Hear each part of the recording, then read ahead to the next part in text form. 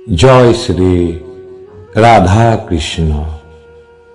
ধৰ্ম আচৰণৰ শেষ কথা হ'ল ঈশ্বৰৰ সান্নিধ্য লাভ, ঈশ্বৰক পোৱা। যাৰ বিদ্যা নাই, কোনো ধন নাই, সম্পদ নাই, কোনো আশ্ৰয় নাই, যাৰ কোনো জ্ঞান নাই, বেদ শাস্ত্ৰ নাজানে, যাক পাপী বুলি সকলোৱে পৰিত্যাগ কৰিছে, এইৰূপ ব্যক্তিও যদি শৰণাগত পালক পৰম প্ৰভুৰ শৰণ গ্ৰহণ কৰে, তেন্তে তেওঁ সন্ত মহাত্মা হৈ মুক্তি লাভ কৰে। লাইফ এণ্ড গড চেনেলটোলৈ সকলো ভক্তবৃন্দক স্বাগতম জনাইছো। প্ৰভু বাকে বিহাৰী সকলোৰে মংগল কৰক, কল্যাণ কৰক। এই পৃথিৱীত যিসকলে দৈহিক বলত বলীয়ান, তেওঁলোক যে শক্তিশালী এনে নহয়। এনে বহুত উদাহৰণ আছে য'ত দুৰ্বল জীৱয়ো বুদ্ধিৰ বলত শক্তিশালী জীৱক পৰাজিত কৰিছে। মন্দাৰ নামৰ এখন সুপ্ৰাচীন পৰ্বত আছিল। ইয়াৰ চাৰিওফালে গভীৰ জংগল আছিল। সেই জংগলত বিভিন্ন ধৰণৰ প্ৰাণী বাস কৰিছিল। সেই জংগলত দুৰ্দান্ত নামৰ এক বিশাল সিংহয়ো বাস কৰিছিল। সি নিজকে বনৰ ৰজা বুলি ঘোষণা কৰিছিল। সি ইমানেই হিংস্ৰ আছিল যে প্ৰতিদিন প্ৰয়োজনতকৈ অধিক প্ৰাণী বধ কৰিছিল। ইয়াৰ ফলত বনত পশু পক্ষীৰ সংখ্যা কমি গৈছিল। অৱশেষত জংগলৰ সকলোবোৰ প্ৰাণীয়ে এখন গোপন সভাৰ আয়োজন কৰিলে। সভাত শিয়াল, উট, জিৰাফ, বান্দৰ প্ৰভৃতি বিভিন্ন প্ৰাণীবোৰে নিজৰ নিজৰ মতামত দিলে। শেষ সিদ্ধান্ত অনুসাৰে সিহঁত সকলোৱে সেই সিংহটোৰ ওচৰলৈ গৈ ক'লে, মহাৰাজ, আমি প্ৰতিদিন এটাকৈ পশু আপোনাৰ ওচৰলৈ খাদ্য হিচাপে পঠাম। আপুনি তাক গ্ৰহণ কৰিব আৰু অযথা অধিক পশু হত্যা নকৰিব। জংগলৰ প্ৰাণীবোৰৰ কথা শুনি সিংহ বহুত সুখী হ'ল।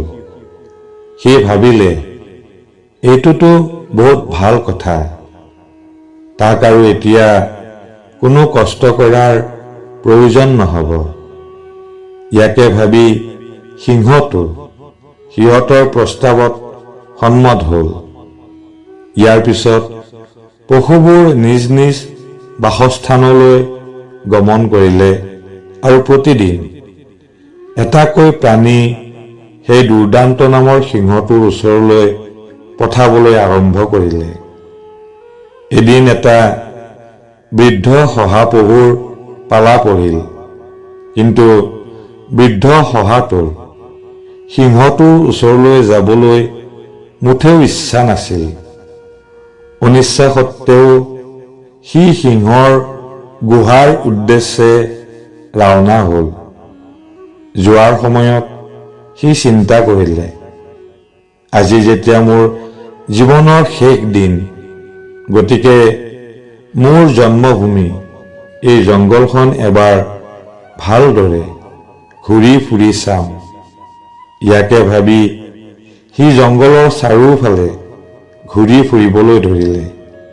আৰু এনেদৰে ঘূৰি ফুৰোতে জংগলৰ মাজত এটা কুঁৱা দেখা পালে। সি কুঁৱাটোৰ ভিতৰত কি আছে চাব বিচাৰোতে কুঁৱাৰ স্বচ্ছ পানীত নিজকে দেখা পালে। ইয়াকে দেখি তাৰ মনত এটা বুদ্ধি আহিল আৰু আনন্দত সি নাচি নাচি সিংহৰ গুহাৰ উদ্দেশ্যে ৰাওনা হ'ল।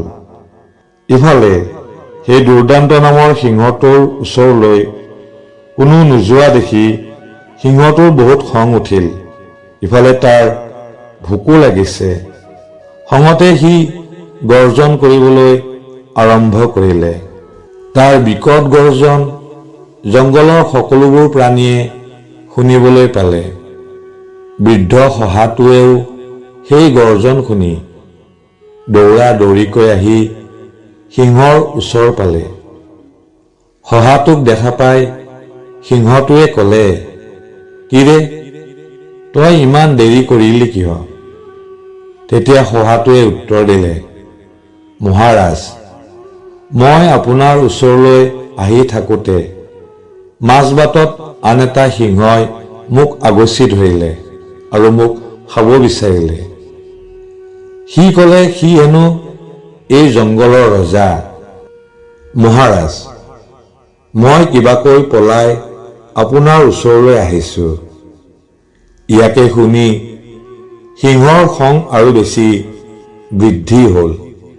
সি খঙতে ক'ব ধৰিলে, "মই জীয়াই থাকোঁতে কাৰ ইমান সাহস? বল, সেই দুষ্ট সিংহটোৰ ওচৰলৈ মোক লৈ বল, মই আজি তাক সোধাই নেৰোঁ।" বৃদ্ধ শহাটোৱেও ইয়াকেই বিচাৰি আছিল। সি তৎক্ষণাৎ দুৰ্দান্ত নামৰ সেই সিংহটোক কুৱাটোৰ ওচৰলৈ লৈ আহিল আৰু ক'লে, "মহাৰাজ, সেই দুষ্ট সিংহটোক মই ইয়াৰ ভিতৰত সোমাই যোৱা দেখিছোঁ।" তেতিয়া দুৰ্দান্ত নামৰ সিংহটোৱে কুৱাৰ ভিতৰলৈ জুমি চালে আৰু কুৱাৰ ভিতৰত স্বচ্ছ পানীত নিজকে দেখি কুৱাৰ ভিতৰত আন সিংহ থকা বুলি সি গৰ্জন কৰিবলৈ ধৰিলে। তেতিয়া সি নিজৰ গৰ্জনৰ প্ৰতিধ্বনি শুনি আন সিংহটোৱে গৰ্জন কৰা বুলি ভাবি দুৰ্দান্ত নামৰ সিংহটোৱে খঙত হিতাহিত জ্ঞান হেৰুৱাই সেই সিংহটোক বধ কৰাৰ উদ্দেশ্যে কুৱাৰ ভিতৰলৈ জাপ দিলে। সি আৰু কুৱাৰ ভিতৰৰ পৰা উঠি আহিব নোৱাৰিলে। এইদৰে দুৰ্দান্ত নামৰ সিংহটোৰ মৃত্যু হ'ল। শ্ৰীমদ ভাগৱতৰ প্ৰবচন দিয়াৰ সময়ত এজন মহান আচাৰ্যই এই উদাহৰণটো দি কৈছিল, এই জগতত বুদ্ধিৰ বল হৈছে আটাইতকৈ শ্ৰেষ্ঠ। এই জগতত মায়া অত্যন্ত শক্তিশালী, কিন্তু কৃষ্ণ হৈছে পৰম বুদ্ধিমান। সেয়েহে জীৱৰ উচিত পৰম বুদ্ধিমান পৰমেশ্বৰ ভগৱান শ্ৰীকৃষ্ণৰ আশ্ৰয় গ্ৰহণ কৰা, তেওঁৰ শৰণাগত হোৱা। তেনেহলে ভগৱানে কৃপা কৰি জীৱক সেই বুদ্ধি দান কৰিব, যি বুদ্ধিৰ দ্বাৰা জীৱৰ শক্তিশালী মায়াক অতিক্ৰম কৰি সকলো দুখ দুৰ্দশাৰ পৰা মুক্তি লাভ কৰিব। সেইকাৰণে মহাজনসকলে কৈছে, যিজন কৃষ্ণ ভজে সে বৰ চতুৰ। সেয়েহে ভগৱান শ্ৰীকৃষ্ণক এবাৰ হলেও স্মৰণ কৰক, তেওঁৰ নাম জপ কৰক, প্ৰভু বাকে বিহাৰীৰ ওপৰত সম্পূৰ্ণ বিশ্বাস ৰাখক, আস্থা ৰাখক আৰু সুখী হওক। জয় প্ৰভু জগন্নাথ। হৰে কৃষ্ণ হৰে কৃষ্ণ হৰে কৃষ্ণ।